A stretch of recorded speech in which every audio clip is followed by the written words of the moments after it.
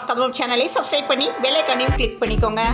அண்ணாமலை கடுகளவு அனுபவத்தை வைத்துக்கொண்டு கடலளவு ஆசைப்படுகிறார் என ஆர்பி உதயகுமார் விமர்சனம் செய்துள்ளார். நெல்லை சென்னை இடையே சிறப்பு ரயில் சேவை மேலும் நீட்டிக்கப்பட்டுள்ளது. கோடை விடுமுறையை முன்னிட்டு பயணிகளின் வசதிக்காகவும் கூட்ட நெரிசலை தவிர்க்கவும் வரும் 4ஆம் தேதி மங்களூரு சென்ட்ரல் பாட்னா இடையே சிறப்பு ரயில் இயக்கப்படுவதாக தெற்கு ரயில்வே தெரிவித்துள்ளது. வளர்ப்பு நாய் கடித்து 12 வயது சிறுவன் காயமடைந்துள்ளான். சென்னையில் மீண்டும் இந்த சம்பவம் அரங்கேறியுள்ளது. பாராளுமன்ற தேர்தல் வாக்குப்பதிவு முடிந்துள்ள நிலையில் தேர்தலுக்கு பிந்தைய கருத்து கணிப்புகள் வெளியாகின. இதில் தமிழகத்தில் திமுக கூட்டணி 33 முதல் 37 இடங்களில் வெற்றி பெறும் என தகவல் வெளியாகியுள்ளது. மக்களவைத் தேர்தலுக்கான 7ஆம் கட்ட வாக்குப்பதிவு மாலை 6 மணியுடன் நிறைவடைந்தது. பெயிண்ட் தொழிற்சாலை தீ விபத்தில் 4 பேர் பலியாகினர். முதலமைச்சர் மு.க. ஸ்டாலின் இரங்கல் தெரிவித்துள்ளார். உலக செஸ் சாம்பியன்ஷிப் தொடரை சென்னையில் நடத்துவதற்கு உலக செஸ் கூட்டமைப்பிடம் தமிழ்நாடு அரசு விண்ணப்பம் அளித்துள்ளது.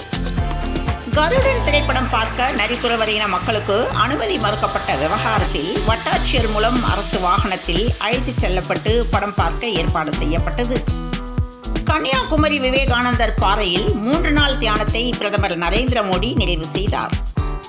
2024ஆம் ஆண்டு மக்களவைத் தேர்தலில் கடந்த ஆண்டைப் போல 303 அல்லது சற்று அதிகமான இடங்களை கைப்பற்றி பாஜகவே மீண்டும் ஆட்சி அமைக்கும் என பிரசாந்த் கிஷோர் தெரிவித்துள்ளார். பிரகாஷ் ராஜுக்கும் தமிழ்நாட்டிற்கும் என்ன சம்பந்தம்? பிரகாஷ் ராஜின் கருத்துக்களை பெரிதாக எடுத்துக்கொள்ளக்கூடாது என மத்திய இணையமைச்சர் எல். முருகன் தெரிவித்துள்ளார். அமைச்சர் சேகர் பாபு ஏற்பாட்டில் கலைஞரின் வரலாற்று புகைப்பட கண்காட்சியை நடிகர் பிரகாஷ் ராஜ் திறந்து வைத்தார். சிறார் வாகனம் ஓட்டினால் வாகனத்தின் உரிமம் ரத்து என்ற விதிமுறை தமிழகத்தில் அமலாவதில் தாமதம் ஏற்பட்டுள்ளது. பாராளுமன்ற தேர்தலில் பாஜக தோல்விக்கு தேவையானதை மோடியே செய்துவிட்டார் என பிரகாஷ் ராஜ் பேசியுள்ளார். வெயிலின் தாக்கத்தால் மின்சார தேவை அதிகரித்துள்ள நிலையில் டான்ஜெட்கோ தலைவர் தலைமையில் ஆலோசனை கூட்டம் நடைபெற்றது. வரி நிர்வாகத்தில் எளிய நடைமுறையின் பயனாக கூடுதலாக ரூபாய் 40,399,51,000 வருவாய் வசூல் செய்யப்பட்டு சாதனை படைத்ததாக தமிழ்நாடு அரசு தகவல் அளித்துள்ளது. வணிக வரி மற்றும் பதிவுத்துறை சார்பில் அலுவலக கட்டடங்களை முதலமைச்சர் திறந்து வைத்தார். வெற்றியின் முகட்டில் நிற்கிறோம், பாசிச பாஜக வீழட்டும், இந்தியா வெல்லட்டும் என மு.க. ஸ்டாலின் பேசியுள்ளார். சென்னை கோடம்பாக்கம் ஆற்காடு சாலையில் ஏற்பட்ட திடீர் பள்ளத்தால் பரபரப்பு ஏற்பட்டது. இதனால் அவ்வழியே சென்ற வாகன ஓட்டிகள் அச்சமடைந்தனர். தூத்துக்குடி அருகே மீனாட்சிபுரம் கிராமத்தில் வசித்து வந்த ஒரே ஒரு முதியவரும் இருந்ததால் ஆள் இல்லாத கிராமமாக மாறியுள்ளது.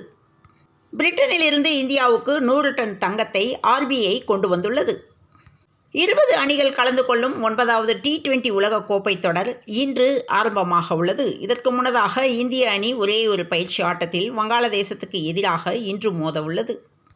சென்னை கோயம்பேடு சந்தையில் கடந்த வாரம் இருந்த விலையை விட சனிக்கிழமை தக்காளி மற்றும் பீன்ஸ் விலை குறைந்துள்ளது. அதன்படி தக்காளி கிலோ ரூபாய் 27க்கும் பீன்ஸ் கிலோ ரூபாய் 90ஆகவும் குறைந்துள்ளது.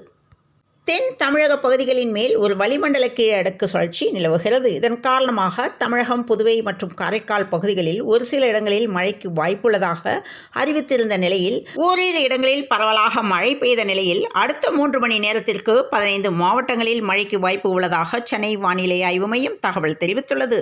தொடர்ந்து இணைந்திருங்கள் பிரபாஸ் கதவம் செய்திகளுடன். மீண்டும் மற்றொரு செய்தியில் சந்திப்போம். வணக்கம்.